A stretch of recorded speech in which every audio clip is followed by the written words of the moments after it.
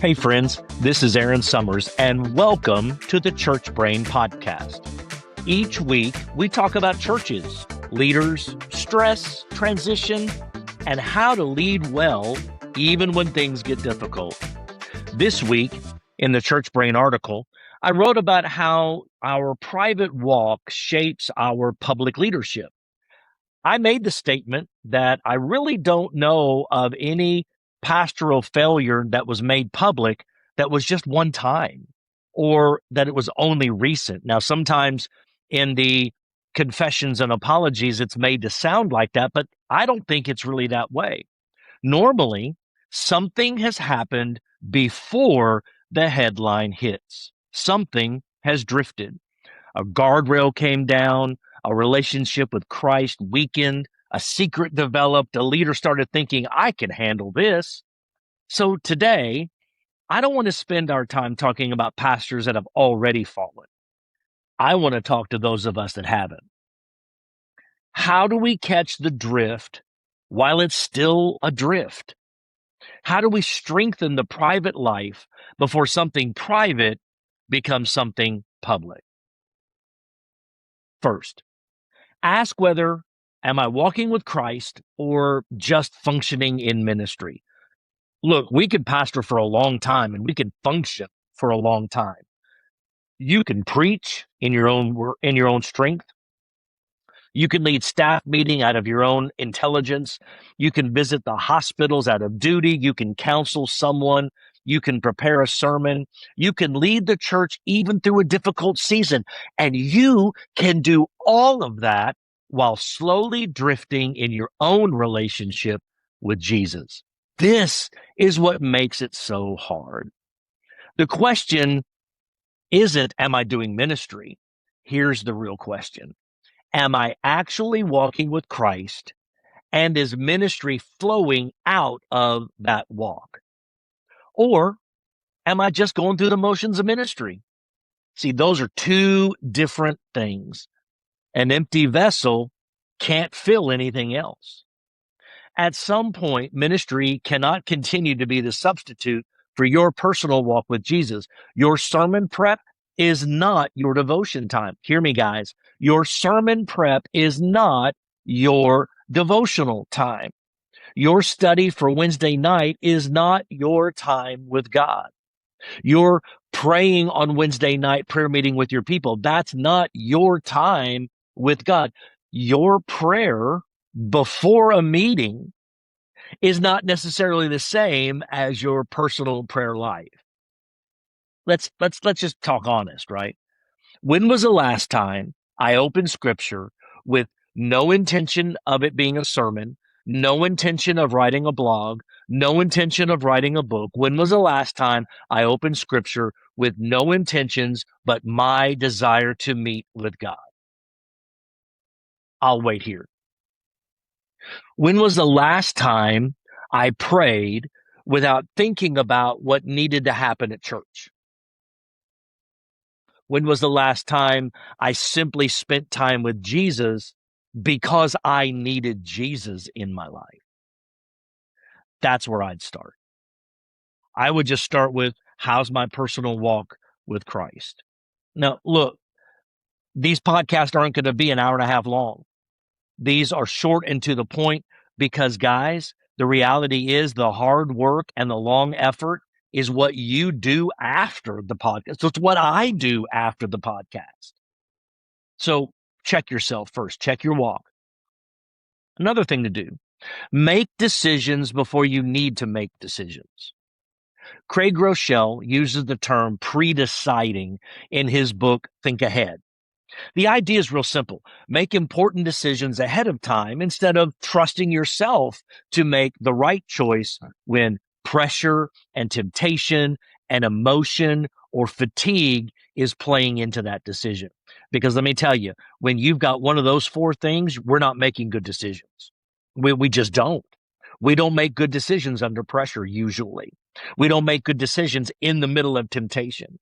We don't make good decisions when we're in high emotion or we're in low emotional time.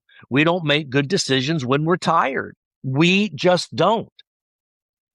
And I think that's especially important for us as leaders. We often talk about guardrails after someone drives through one, right? I would rather decide where's the guardrail going before I get to the close to the edge. So here's something that I would encourage us all to do, really. Take out a sheet of paper, think through several areas of your life. Start with relationships. Where have you pre-decided ahead of time about meetings, texting, travel, emotional conversations, and relationships with people who could become an inappropriate attachment? What have you decided ahead of time?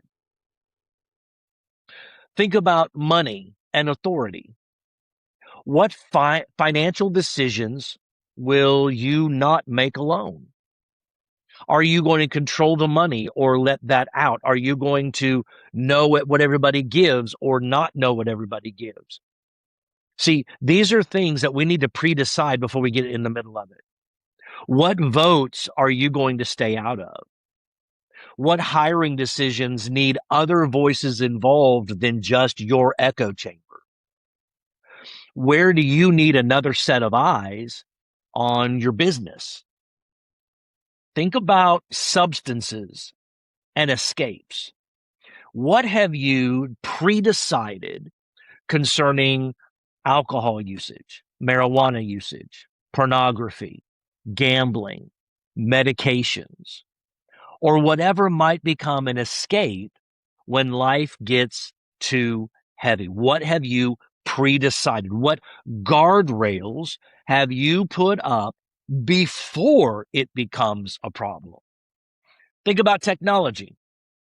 Who has access to your devices? What are you willing to hide?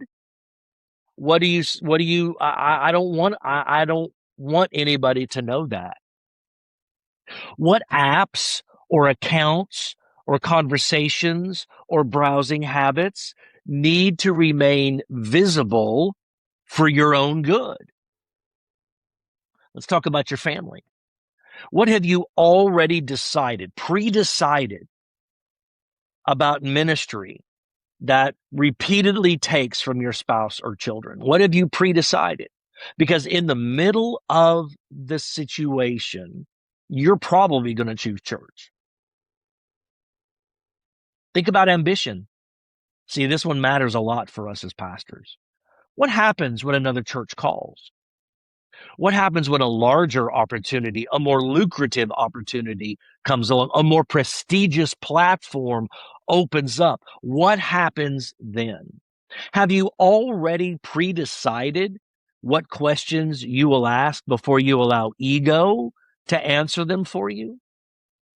Now, I want you to think about yourself at your weakest moments. What have you already decided you're going to do when you're exhausted? Of course, you're going to tell me, well, I'm going to go to bed, but that's not what we do. We doom scroll. That's what we do. We doom scroll. What are you going to do when you're depressed? What are you going to do when you're angry? What are you going to do when you're lonely? What are you going to do when you're attracted to somebody you shouldn't be attracted to? What will you do when you realize that you're actually hiding something? Those may be some of the most important pre-decisions you make because you're making them while you still are thinking clearly. Don't wait until temptation arrives to decide what your character is going to be worth. Now, somebody needs to know the real you. Now, this one gets harder. Brené Brown has written extensively about vulnerability and leadership. In her book, Dare to Lead, vulnerability is treated as central to courageous leadership rather than something leaders should avoid. We need to be vulnerable. Hear me, Pastor, because look, I'm no good at this, but we've got to get better. We have to get better at being vulnerable. We have to learn how to be more vulnerable. That doesn't mean you tell everybody everything, but it means don't be the hero of every story you tell from the pulpit either. I don't think every ministerial alliance needs to know your private life. I don't think pastors across town necessarily need access to everything going on inside of you. Competition is real. We talk about cooperation in ministry, but competition's really stronger than we'd like to admit. What I'm talking about is having a somebody, a trusted friend, someone who has enough history with you that you don't need to impress them, someone who doesn't work for you, someone you're not married to, someone who's not depending on you for the paycheck, someone who's not competing with you across town, someone who can hear something ugly about you and still tell you the truth. Pastors need to be able to say things like this: I'm struggling. My marriage isn't doing well. I'm really angry right now. I am depressed. I'm attracted to somebody I shouldn't be attracted to. I've started hiding a few things. I'm scared of what's happening inside me. Those are dangerous sentences because vulnerability carries risk. But hear me, so does silence.